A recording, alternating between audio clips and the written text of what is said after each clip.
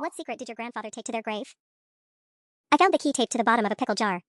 Not exactly where you'd expect to discover something that would turn your entire understanding of your family upside down, but there it was, a small brass safety deposit box key secured with yellowing Scotch tape that crumbled the moment I touched it. Grandpa Joe had been dead for 3 weeks when I volunteered to clean out his apartment. Mom couldn't handle it. Every room reminded her of the stories he'd told about what could have been before the family lost everything in 1967. Dad muttered something about dwelling on ancient history and conveniently had to work overtime at the warehouse. So it fell to me, Sarah, the unemployed granddaughter with a useless art history degree and too much time on her hands. I'd been methodically emptying his kitchen cabinets when I lifted that plastic jar and heard something rattle inside the empty container. The key was wrapped in a piece of paper with First National Bank Box 847 written in Grandpa's careful handwriting, along with a date, March 15, 1967. That date meant something. It was etched into our family lore as the day everything went wrong, the day Grandpa's construction company, Morrison and Associates, went bankrupt seemingly overnight. The day we went from middle-class comfort to a lifetime of financial struggle that trickled down through 2 generations. Growing up, I'd heard fragments of the story. How Grandpa Joe and his business partner Frank Castellano had built Morrison and Associates from nothing, landing contracts for half the office buildings that went up in downtown Phoenix during the 1960s boom. How Frank had been like a brother to him. How the company collapsed after a series of unfortunate circumstances, missed payments from clients, cost overruns, some bad investments that drained their accounts. But Grandpa never talked about the details. Whenever Mom pressed him, he'd get that distant look in his eyes and change the subject. Water under the bridge, sweetheart, he'd say. Some things are better left buried. The thing was, Frank Castellano didn't seem to suffer from the same unfortunate circumstances. 6 months after Morrison and Associates folded, he started Castellano Construction. Within 5 years, he was landing the biggest commercial contracts in the state. Today, his son Michael runs Castellano Enterprises, a multi-million-dollar empire that includes construction, real estate development, and commercial property management. Meanwhile, my family scraped by. Grandpa spent his remaining working years as a maintenance supervisor at a strip mall. Mom became a secretary at an insurance agency. Dad loads trucks at a distribution center. I'm 28 years old, living in their garage converted to bedroom, drowning in student loan debt for a degree I can't afford to use because entry-level positions require 3 years of experience I don't have. I sat in Grandpa's empty kitchen, turning that small brass key over in my palm, and felt something I hadn't experienced in years, genuine curiosity mixed with hope. Maybe it was nothing, old bank statements or insurance papers. Maybe the box didn't even exist anymore after 47 years. But something about the way he'd hidden it, the careful way he'd marked that specific date, told me this wasn't nothing. I grabbed my purse and headed for First National Bank, my heart pounding harder with each step. Whatever Grandpa Joe had hidden away for nearly 5 decades, I was about to discover why he'd taken it to his grave. The key felt warm in my palm as I pushed through the bank's glass doors. The woman at the customer service desk looked like she'd been working at First National since the bank opened. Her nameplate read Dolores Martinez, customer service specialist, and when I explained I needed to access a safety deposit box that had belonged to my deceased grandfather, she peered at me over wire-rimmed glasses with the expression of someone who'd heard every sob story in the book. I'll need a death certificate, proof of your relationship to the deceased, and documentation showing you're authorized to access the box, she said, her fingers already reaching for a stack of forms. My heart sank. I don't have any of that with me. I just found the key in Box 847, she interrupted, typing something into her computer. Her eyebrows shot up. Huh. That's interesting. What's interesting? This box hasn't been accessed since. She squinted at the screen, March 20th, 1967. The annual fee has been automatically deducted from a checking account all these years. Your grandfather kept paying for it right up until last month. 47 years. He'd been paying for this box for 47 years and never opened it once after that initial visit. The checking account withdrawal meant this wasn't some forgotten relic, this was something he actively, deliberately maintained. Look, Dolores said, her voice softening slightly, normally I'd send you away to get your paperwork in order. But Mr. Morrison was a good customer for decades, and frankly, we've been wondering about this box for years. The fees kept coming out automatically, but he never came in for it. Management always assumed he'd forgotten about it. She glanced around the nearly empty bank, then leaned forward conspiratorially. If you can answer a few questions about your grandfather, things only family would know, I might be able to bend the rules just this once. But you didn't hear that from me. 20 minutes later, I was following Dolores into the vault, my palms sweating despite the air conditioning. The safety deposit box section felt like a mausoleum, all gleaming metal and institutional silence. She inserted her master key, I inserted Grandpa's key, and the mechanism clicked open with a sound that seemed to echo through decades. The box was heavier than I expected. Dolores led me to a small private room and left me alone with whatever Grandpa Joe had hidden away since the Johnson administration. I lifted the lid and immediately understood why he'd never spoken about what happened to Morrison and Associates. The box was crammed with documents, photographs, and what looked like copies of financial records. On top lay a manila envelope with "For my family" written in Grandpa's handwriting, but in different ink, fresher ink. He'd added this recently, maybe in the months before he died. Inside the envelope was a letter dated just 6 months ago. Asterisk to whoever finds this, I pray it's one of my family and not some stranger after I'm gone. I kept this secret for 47 years because I thought protecting my family meant letting sleeping dogs lie.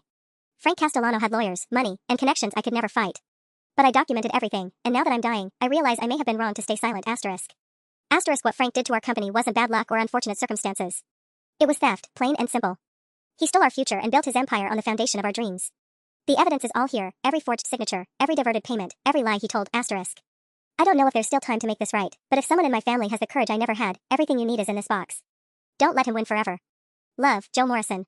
My hands were trembling as I set the letter aside and reached for the first folder of documents. The tab read Castellano Fraud Evidence 1966 to 1967 in Grandpa's meticulous handwriting. I opened it and saw my family's stolen life spread out in black and white. The first document was a bank statement from Morrison and Associates dated February 14, 1967, exactly 1 month before everything fell apart. According to the record, the company had $247,000 in their primary account. That might not sound like much now, but in 1967, that was serious money. Enough to weather any normal business downturn. But paperclipped to that statement was another document that made my stomach drop, a withdrawal slip for $200,000, dated February 28, 1967. The signature read Frank Castellano, authorized signatory. I flipped through more pages, my disbelief growing with each revelation. There were photocopies of checks made out to Castellano Construction Supplies, a company that, according to incorporation documents in the file, Frank had secretly established 3 months before Morrison and Associates collapsed. He'd been billing his own shell company for materials that were never delivered, equipment that was never rented. The amounts were staggering. $15,000 for steel reinforcement rods that went to a job site that didn't exist. $8,000 for concrete delivery to an address that turned out to be an empty lot. $22,000 for heavy machinery rental from equipment that Frank personally owned but was billing the company to use. But the worst part was a folder labeled forged contracts. Inside were side-by-side comparisons of legitimate contracts and altered versions. The Meridian Office Complex job, the one Grandpa always said should have set us up for life, had originally been a $180,000 contract. But the version filed with the bank for their construction loan showed only $95,000. Frank had been systematically reducing the contract amounts on paper while collecting the full payments, then pocketing the difference through a maze of dummy companies and fake invoices. There were photographs too. Black and white shots that Grandpa must have taken secretly, Frank meeting with clients, Frank at construction sites, Frank loading boxes into his car from the Morrison and Associates office after hours. One photo was dated March 10, 1967, just 5 days before the company officially collapsed. It showed Frank carrying multiple filing boxes out of their office at 11:30 p.m., according to Grandpa's handwritten note on the back. I found copies of letters Frank had written to their major clients, all dated February 1967, informing them that due to Joseph Morrison's health issues and unreliable project management, they should direct all future payments to a new account, an account that belonged solely to Frank. The paper trail was meticulous and damning. Grandpa had documented everything with the precision of someone who understood he was building a legal case. Bank statements, receipt stubs, correspondence, witness statements from construction workers who'd seen Frank redirecting material deliveries to his personal projects. At the bottom of the stack was a folder that made my hands shake, Castellano Current Operations 1968 to 1975. Grandpa hadn't just documented the original theft, he'd spent years tracking what Frank did afterward. The record showed how Frank had used Morrison and Associates' stolen funds as seed money for Castellano Construction. The $200,000 he'd withdrawn became his startup capital. The client relationships he'd stolen became his first major contracts. The suppliers who thought they were working with Morrison and Associates seamlessly transitioned to working with Frank's new company. I found a newspaper clipping from 1973 about Frank Castellano being named Businessman of the Year by the Phoenix Chamber of Commerce. Someone, presumably Grandpa, had written in red ink across the photo, built on stolen dreams. The most recent document in the box was dated 2019, just 5 years ago. It was a financial profile of Castellano Enterprises that Grandpa had somehow obtained, showing the company's current value at $847 million. $847 million built on the $200,000 Frank stole from my grandfather. I sat back in that sterile little room, surrounded by 47 years of carefully preserved evidence, and felt a rage I didn't know I was capable of. This wasn't just about money, it was about my entire family's life trajectory. Every financial struggle, every missed opportunity, every compromise we'd made because we couldn't afford better. All of it traced back to Frank Castellano's betrayal. And now his son Michael was running the empire built on my family's stolen foundation, probably never knowing the truth about how his father's success really began. But I knew now. The question was, what was I going to do about it? I sat in that tiny room for 3 hours, going through every document twice. By the time I emerged, Dolores had gone home for the day, and the evening security guard had to escort me out. I clutched a manila folder containing photocopies of the most damning evidence, my mind racing with possibilities. But when I got home and spread everything across my makeshift desk in the garage, reality started creeping in. This evidence was 47 years old. The statute of limitations for fraud in Arizona was 7 years. I checked on my phone during the drive home. Even if everything Grandpa documented was absolutely true and provable, it was ancient history in the eyes of the law. That's when I found the folder I'd missed in my initial shock. Tucked behind all the 1960s documentation was a slim file labeled Ongoing Violations, Current. My heart started pounding again as I opened it.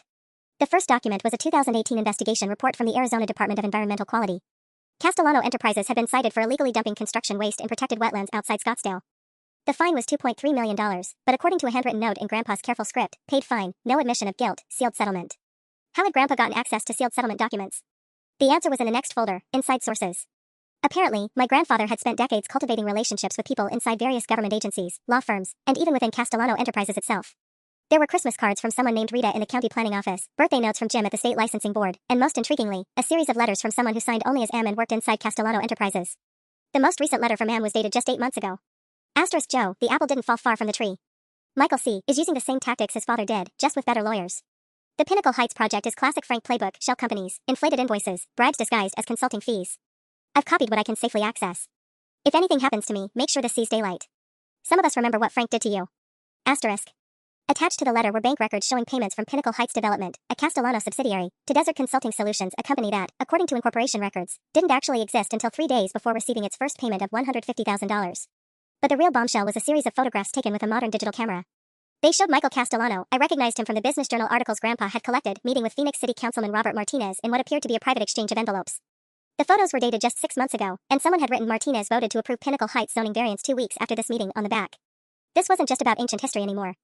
If Grandpa's mysterious inside source was telling the truth, Michael Castellano was actively continuing his father's pattern of fraud and corruption. And unlike his father's crimes from the 1960s, these violations were happening right now. I picked up my laptop and started researching Michael Castellano more thoroughly. What I found made my stomach churn. Phoenix Business Journal had named him Developer of the Year in 2022. He sat on the boards of 3 major charities. His wife hosted annual fundraisers for children's hospitals. They had 2 kids in private school and lived in a $4.2 million mansion in Paradise Valley. The perfect life built on a foundation of theft and corruption spanning 2 generations. But as I stared at photos of Michael's family, his teenage daughter at a tennis tournament, his son at a youth baseball game, a sobering thought hit me. If I moved forward with exposing this, I wouldn't just be going after a corrupt businessman. I'd be destroying a family that might be completely innocent of their patriarch's crimes. Was justice for my grandfather worth potentially ruining the lives of people who'd never even known about Frank's betrayal? I closed my laptop, overwhelmed by the weight of the decision ahead of me. The answer came to me at 3 a.m. when I couldn't sleep and found myself Googling Michael Castellano family. What I discovered made my moral dilemma evaporate instantly. Michael's daughter, Emma Castellano, was a senior at Phoenix Country Day School, the same elite private academy that had rejected my scholarship application 10 years ago because my family couldn't afford the modest $8,000 annual contribution required even for full financial aid recipients. His son, David, played for the Phoenix Desert Hawks, a youth baseball league that charged $3,500 per season just for the privilege of trying out. But that wasn't what changed my mind. What changed my mind was a Society page article from just 2 months ago about Emma's 18th birthday party, a $75,000 affair at the Arizona Biltmore with a live band and custom Tiffany jewelry as party favors. I thought about my own 18th birthday, celebrated with a grocery store cake at the kitchen table because mom's hours had been cut at the insurance office. I thought about the college acceptance letter I'd had to turn down because even with student loans, we couldn't make the numbers work. I thought about dad's back surgery that we're still paying off 5 years later because our insurance covered barely half. The Castellano family wasn't innocent. They were beneficiaries. Every tennis lesson, every private school tuition payment, every family vacation to Europe, all of it funded by what Frank stole from my grandfather. I made a decision that would have terrified me a week ago. I was going to contact Grandpa's inside source. The most recent letter from Em included a phone number written in pencil at the bottom. My hand shook as I dialed it the next morning, half expecting it to be disconnected or belong to someone who had no idea what I was talking about. Morrison residence? The voice was female, middle-aged, cautious. I'm calling about some letters you sent to Joe Morrison. My name is Sarah Morrison, I'm his granddaughter. A long pause. Joe passed away last month. I know. I found your letters in his safety deposit box along with everything else. Another pause, longer this time. Meet me at the Denny's on Indian School Road tomorrow at 2 p.m. Come alone, and bring one of the letters so I know this isn't a setup. She hung up before I could ask her name. I spent the next 24 hours convinced I was making a terrible mistake. What if this was a trap? What if Em was actually working for the Castellanos and had been feeding Grandpa false information for years? What if I was about to walk into something that would destroy what was left of my family's reputation? But when I walked into that Denny's at exactly 2 p.m., I recognized her immediately from the photos in Grandpa's files. She'd been at several of the construction sites in the 1960s pictures, a young woman in the background of shots that focused on Frank's suspicious activities. Now she was in her 70s, with silver hair and sharp eyes that assessed me carefully as I approached her corner booth. You look like Joe, she said without preamble. Same stubborn jaw. I'm Margaret Chen, but your grandfather knew me as Rita from the planning office. I've been feeding him information about the Castellanos for 38 years. Why? I asked, sliding into the booth across from her. Her smile was bitter. Because Frank Castellano destroyed more than just your family's business. My husband was the city inspector who refused to approve Frank's first major project after he stole your grandfather's company. The building didn't meet safety codes, but Frank offered my husband $10,000 to sign off anyway. She stirred her coffee slowly, lost in memory. Robert wouldn't take the bribe, so Frank made some calls to people downtown. Within a week, my husband was fired for falsifying inspection reports on completely unrelated projects. Frank had manufactured evidence against him. What happened to your husband? Blacklisted from every inspection job in the state. We lost our house, had to move in with my sister. Robert started drinking, died of liver failure in 1985 at 53 years old. Her voice hardened. So when I got a job in the county planning office a few years later and your grandfather reached out looking for information about Frank's new projects, I was more than happy to help. She reached into her purse and pulled out a thick manila envelope. Everything you need is in here. Current bank records, photographs from last month, recorded conversations. Yes, I know that's legally questionable, but I'm 74 and past caring about such technicalities. I stared at the envelope. What exactly are you asking me to do? What your grandfather should have done 47 years ago, Margaret said. Burn their empire to the ground. I left Denny's with Margaret's envelope clutched against my chest like a shield, but by the time I reached my car, doubt was already creeping in. The weight of what she was asking me to do, what Grandpa had apparently wanted me to do, felt crushing. That evening, I spread Margaret's new evidence across my makeshift desk alongside Grandpa's decades-old documentation. What I saw made my blood run cold. The current financial records showed Michael Castellano wasn't just continuing his father's legacy of fraud, he was expanding it. The Pinnacle Heights project alone involved 17 shell companies, $4.2 million in phantom consulting fees, and what appeared to be systematic bribery of at least 6 city officials. But it was the photographs that really got to me. Margaret had somehow managed to document a meeting between Michael and Arizona State Senator Patricia Hoffman just 2 weeks ago. The photos showed Hoffman accepting a briefcase from Michael in the parking lot of a Scottsdale restaurant. According to Margaret's notes, Hoffman had voted to approve a $50 million tax incentive package for Castellano Enterprises just 3 days later. The recorded conversations were even more damning. Margaret had apparently been wearing a wire during office meetings for months. In one recording from January, I could hear Michael's voice clearly. "My father taught me that every man has his price. Some take cash, some take campaign contributions, some just want their kids to get into the right schools. The trick is figuring out which currency works for each target." I played that recording 3 times, my hands shaking with rage.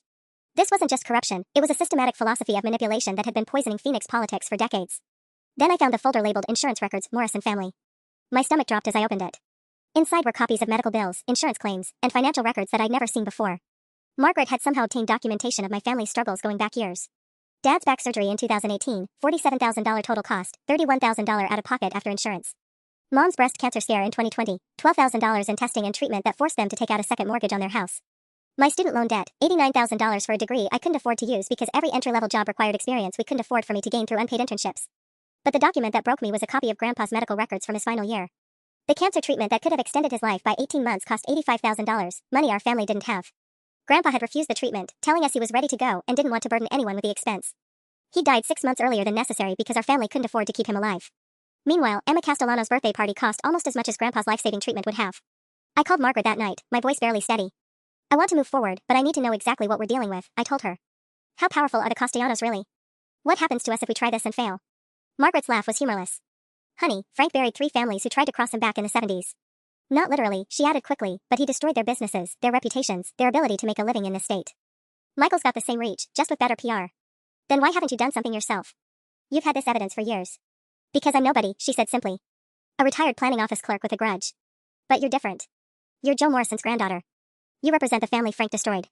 That gives your story weight, credibility, emotional impact that my accusations would never have." She paused, and when she continued, her voice was softer. "But Sarah, you need to understand, once we start this, there's no going back. The Castellanos will come after you with everything they have. Lawyers, private investigators, media manipulation. They'll dig up every embarrassing moment of your life and broadcast it to discredit you."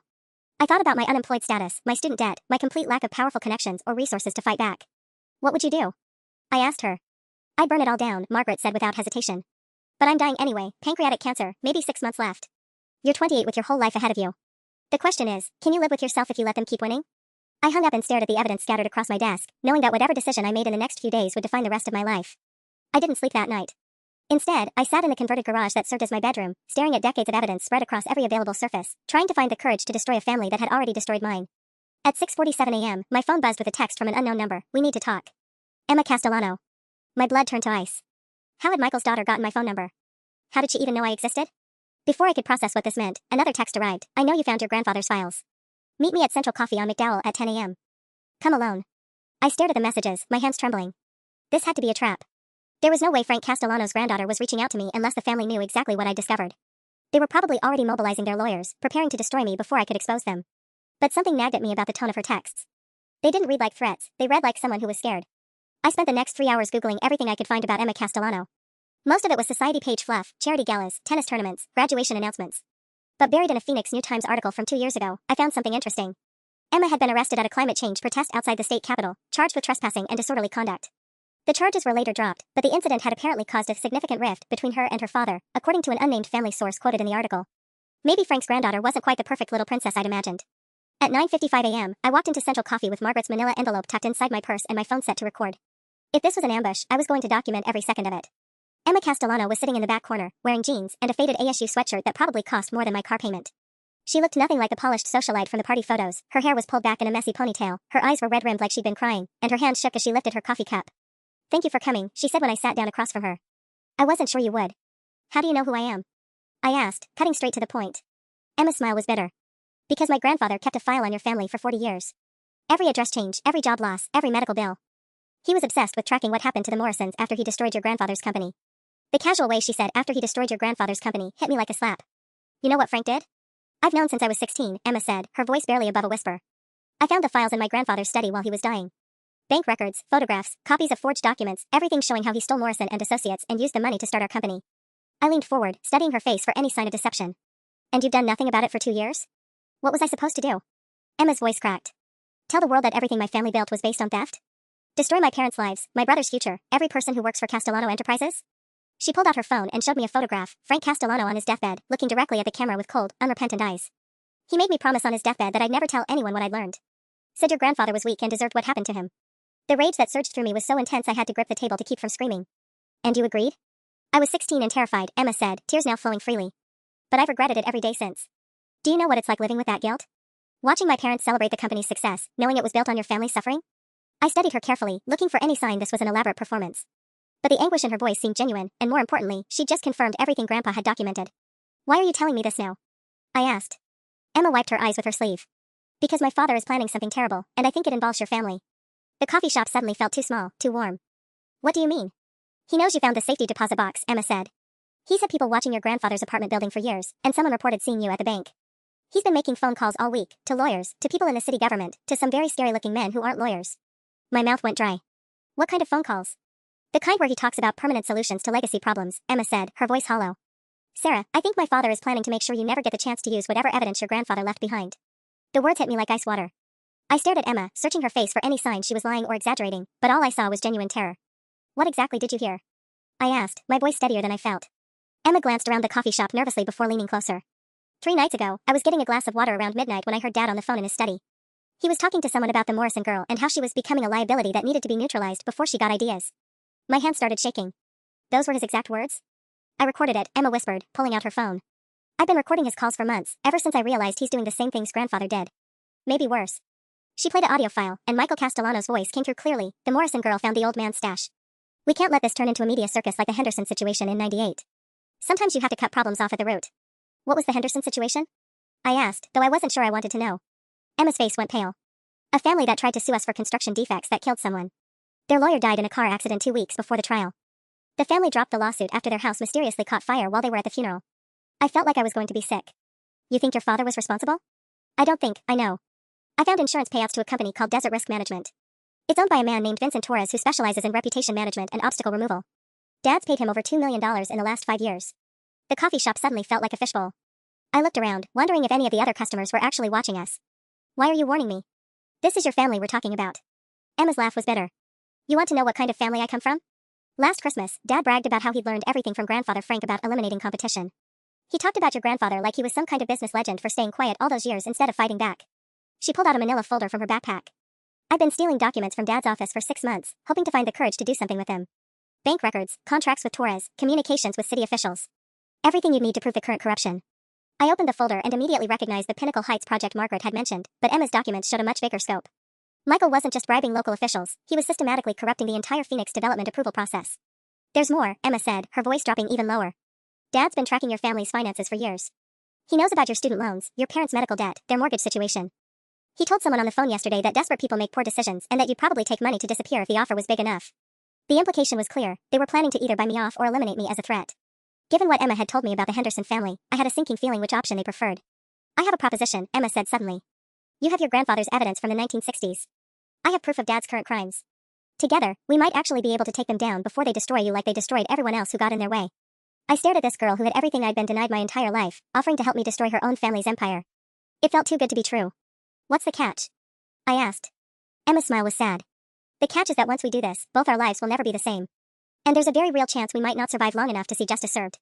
I stared at Emma across the coffee shop table, weighing her words against everything I'd learned about her family. Trust didn't come easily when someone's grandfather had systematically destroyed your life, but the fear in her eyes seemed genuine. If we're really doing this, I said carefully, I need to know everything. Not just what your father's planning, but what resources he has to stop us. Emma nodded, pulling out a small notebook. Dad's inner circle includes 3 city councilmen, the county zoning commissioner, and at least 2 judges. He's got Detective Ray Morrison, no relation to you, I checked, feeding him information about any investigations that might touch Castellano Enterprises. And then there's Vincent Torres. The reputation management guy. Vincent specializes in making problems disappear. Sometimes through blackmail, sometimes through financial pressure. Sometimes through methods I don't want to think about. Emma's voice dropped. I found payment records showing Dad paid Vincent $300,000 last month, right around the time you visited the bank. The timing sent ice through my veins.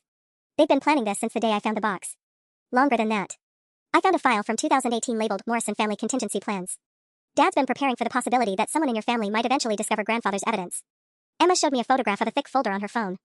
He's had people monitoring your grandfather's apartment, your parents' workplace, even your job applications. That explained why I'd been mysteriously rejected from so many positions despite being qualified. The Castellanos hadn't just destroyed my family's past, they'd been actively sabotaging our future. What's their timeline? I asked, my mind racing through possible escape routes. Fast. Dad's meeting with Vincent Torres tomorrow at 2 p.m., I saw it on his calendar. After that meeting, I think you'll have maybe 48 hours before they make their move. Emma leaned forward urgently. But I might have a way to protect us both. She pulled out her phone and showed me a contact labeled J. Martinez, investigative reporter. Jessica Martinez from Channel 12 has been investigating city corruption for months. She's already suspicious about the Pinnacle Heights approvals. If we give her everything we have, go public before Dad can stop us. They'll destroy us in the media, I finished. Your father has connections everywhere. Not everywhere. Jessica's editor, Tom Brennan, lost his house in a Castellano construction defect scandal in 2015. Dad's lawyers buried him in litigation until he gave up, but Tom never forgot. He'd love to bring down Castellano Enterprises. I thought about Margaret Chin, dying of cancer and risking everything to help a stranger's granddaughter get justice. About Grandpa Joe, documenting evidence for 47 years while watching his family struggle in poverty. About the medical treatment he'd refused because we couldn't afford it. There's something else, Emma said hesitantly. I think I know who your grandfather's inside source was. The person signing letters is M. My blood ran cold. Margaret had trusted me with her real identity, but if Emma knew about her. Who? Margaret Chin. She worked in county planning for 30 years before retiring in 2019. Dad's mentioned her name several times recently, always with this tone like she's a particular threat. Emma's eyes widened as she saw my expression. You've already met her, haven't you? Before I could answer, Emma's phone buzzed with a text message. Her face went white as she read it. We need to leave. Now. She was already standing, shoving papers back into her backpack. Dad just texted asking where I am. If he's tracking my phone.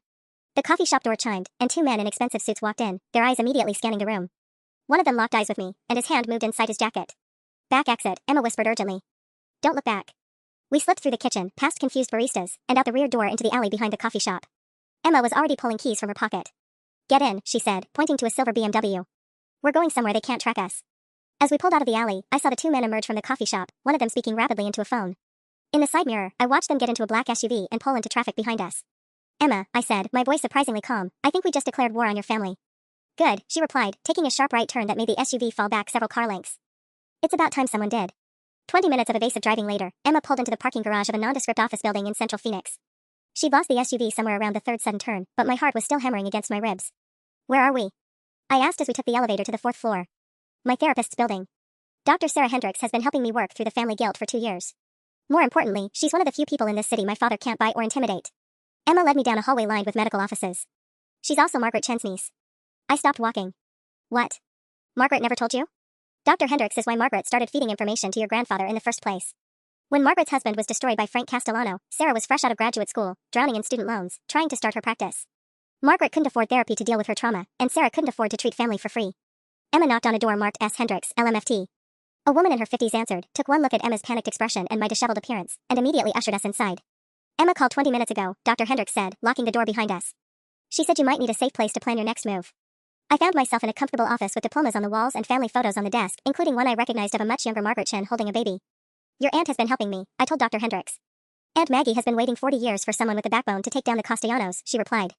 But she called me this morning worried that they're moving faster than expected. Vincent Torres was asking questions about you at 3 different locations yesterday, your parents' house, your former workplace, and the coffee shop where you met my aunt. The room suddenly felt smaller. They're surveilling my family. Not just surveilling. Torres made contact with your father's supervisor at the warehouse, claiming to represent a law firm investigating financial irregularities in your family background. He's building a case to discredit you before you can go public. Emma sank into one of the therapy chairs. It's worse than that. I checked Dad's calendar before we left, he's meeting with Judge Patricia Vance at 4 p.m. today. She's the same judge who sealed the Henderson family settlement after their lawyer died. Dr. Hendricks pulled out her phone. I'm calling Aunt Maggie. If Torres is already making moves, we need to accelerate our timeline. While she dialed, I turned to Emma. There's something I need to know. When you found your grandfather's files, did you see anything about other families? Other people Frank destroyed besides mine? Emma's face went ashen. There were at least 12 files. The Hendersons weren't the only ones who tried to fight back and paid for it. The Morales family lost their restaurant after they complained about Castellano construction defects. The Nguyen family's electronics store mysteriously burned down after they refused to sell to Frank at below market prices. 12 families, I repeated, feeling the weight of that number. 12 families over 40 years, Emma confirmed. And Dad's continued the tradition. I found recent files on 3 families who tried to challenge Castellano Enterprises in the last 5 years. One family's teenage son was arrested on trumped-up drug charges. Another family's mother was fired from her job after 20 years for performance issues that materialized overnight. The third family just moved away suddenly, left everything behind. Dr. Hendricks hung up her phone, her expression grim. Aunt Maggie says Torres was at her apartment building an hour ago, asking the landlord about safety concerns regarding elderly tenants with deteriorating mental capacity. He's trying to get her evicted and discredited simultaneously. I felt the walls closing in. They weren't just coming after me, they were systematically eliminating everyone who could support my story or provide evidence of their crimes. How long do we have? I asked. Jessica Martinez from Channel 12 can meet us at 6 p.m., Dr. Hendricks said. But only if we can guarantee her exclusive access to everything: your grandfather's evidence, Emma's stolen documents, and Margaret's inside information. Emma looked at me across the therapy office, her eyes reflecting the same mixture of terror and determination I felt burning in my chest. Once we walk into that meeting, she said quietly, there's no going back. They'll come after us with everything they have. They're already coming after us, I replied. At least this way, we go down fighting. Dr. Hendricks was making final arrangements with Jessica Martinez when Emma's phone started buzzing incessantly. She glanced at the screen and her face went white. It's my mom. She's called 6 times in the last 10 minutes. Emma's voice was barely a whisper. She never calls me this much unless. She answered on the next ring. Mom? What's wrong? Even from across the room, I could hear Mrs. Castellano's frantic voice through the speaker. Emma's expression shifted from confusion to horror as she listened. What do you mean David's missing? Emma stood up abruptly. He was supposed to be at baseball practice until 5 p.m. My stomach dropped. David was Emma's 16-year-old brother, completely innocent in all of this. Mom, slow down. When did the coach call? Emma was pacing now, her free hand shaking. What do you mean he never showed up to practice? Dr. Hendricks and I exchanged glances. This felt like exactly the kind of pressure tactic Vincent Torres would use. Emma hung up and immediately started dialing another number. David's been missing for 3 hours. Mom just found out because his baseball coach called looking for him. Apparently David never showed up for practice, but someone called the school this morning claiming to be Dad, saying David had a doctor's appointment and would be picked up early. Torres, I said grimly. It gets worse. Emma's call went to voicemail. David's not answering his phone, which he never does. That kid is permanently attached to his iPhone. She tried calling again. Mom said Dad's in an emergency meeting downtown and hasn't returned her calls either. Dr. Hendricks grabbed her purse. We need to move up the meeting with Jessica Martinez. If Torres has Emma's brother, he's planning to use David as leverage to keep you both quiet. But as we headed for the door, Emma's phone rang again. This time it was her father. Emma, sweetheart, where are you? Michael Castellano's voice was artificially calm, but I could hear the underlying steel. Your mother's worried sick. David's had a little accident and he's asking for his big sister. Emma put the call on speaker, her hands trembling. What kind of accident? Is he hurt? Nothing serious, just a misunderstanding with some older boys from school. But he's pretty shaken up. Why don't you come home so we can all talk about how to handle this situation properly? The threat was clear even through his careful phrasing. Emma closed her eyes, tears streaming down her cheeks. I know you found some old documents, sweetheart. And I know you've been talking to people you shouldn't be talking to. But family comes first, doesn't it? David needs his sister right now. Let me talk to him, Emma demanded, her voice stronger than I expected. He's resting. Poor kid's been through enough stress for one day. But I'm sure seeing you would make him feel much better. How about you come home, and we can put this whole misunderstanding behind us? I'm even willing to help your new friend Sarah with her financial difficulties.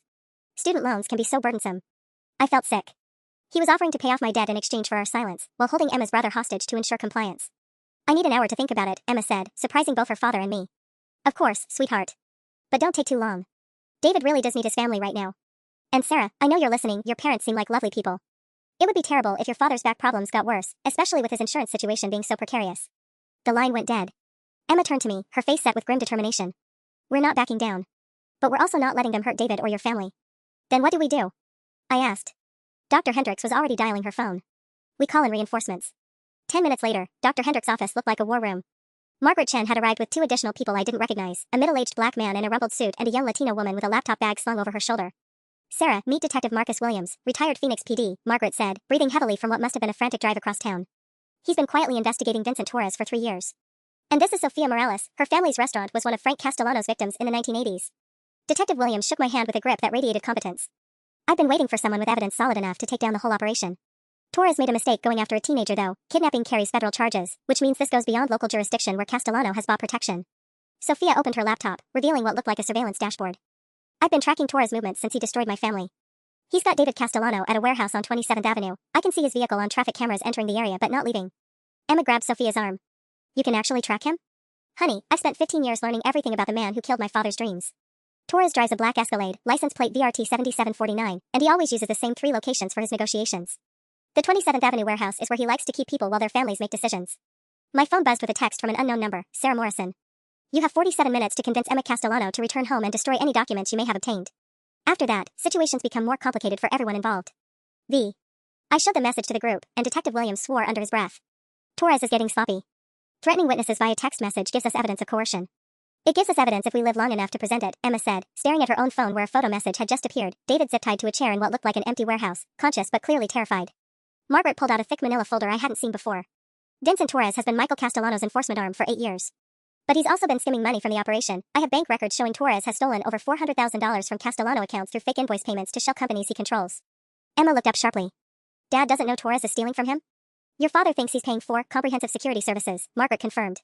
Torres has been billing for surveillance equipment, personnel costs, and facility rentals that don't actually exist. He's been planning his own exit strategy. Sophia turned her laptop screen toward us.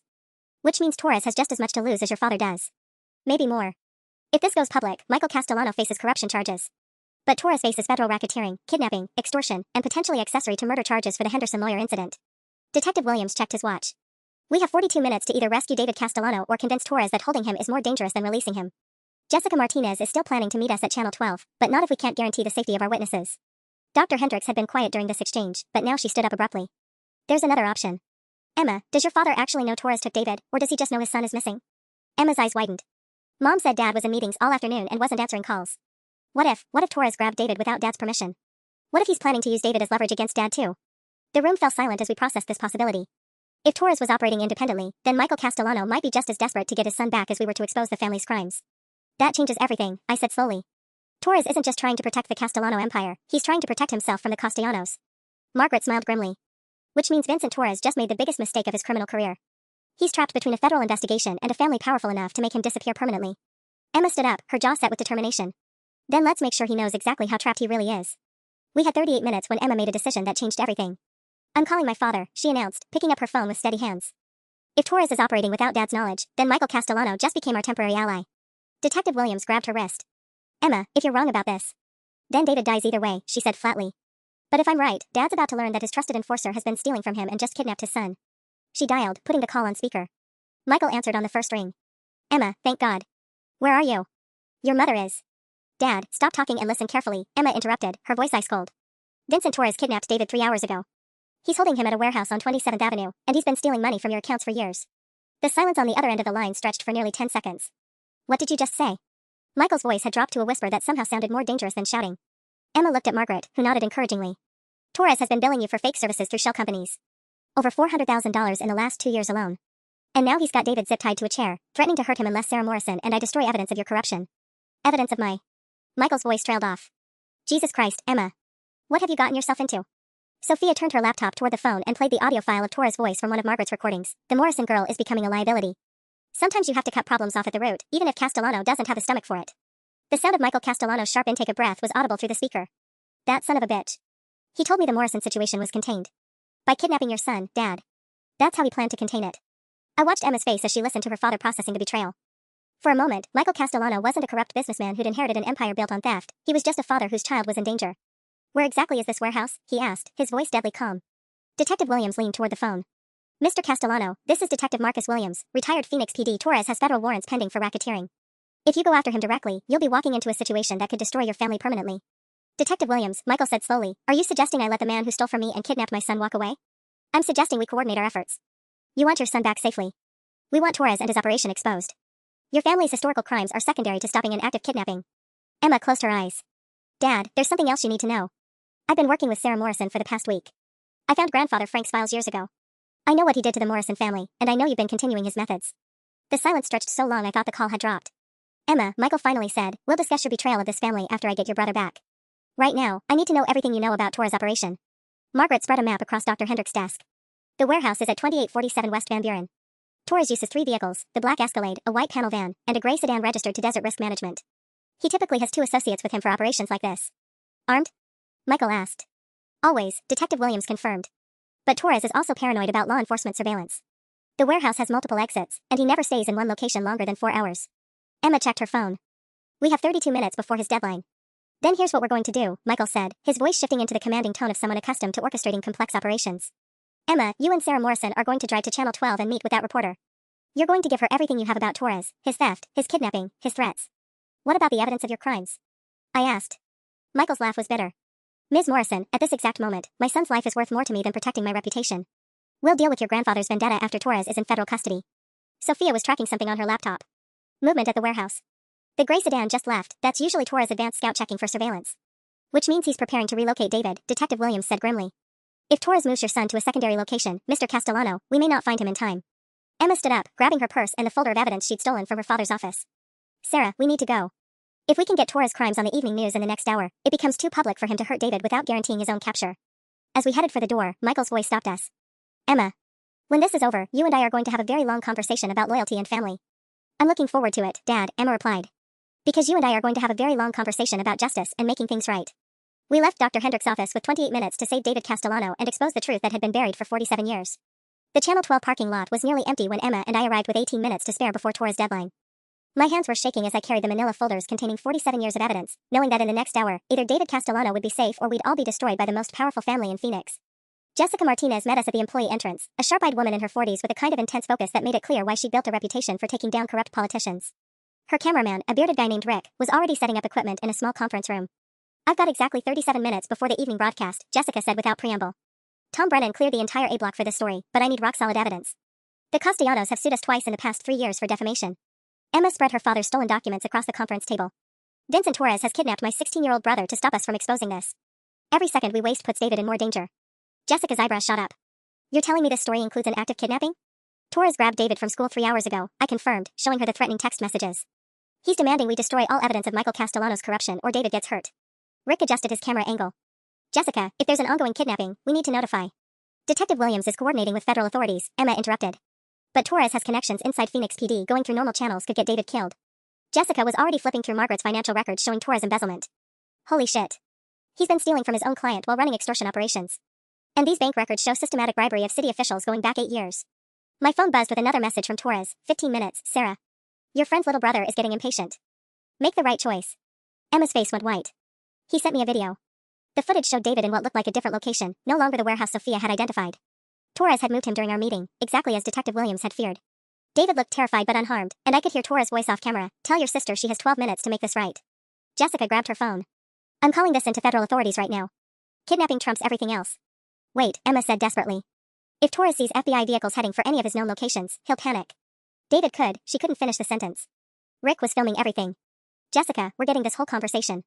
If something happens to the kid, we'll have documented Torres' threats in real time." Jessica made a decision that probably saved David's life. "We're going live in 8 minutes with everything we have. Torres' embezzlement, the kidnapping threats, the systematic corruption. Once this hits the airwaves, every law enforcement agency in Arizona will be hunting for him."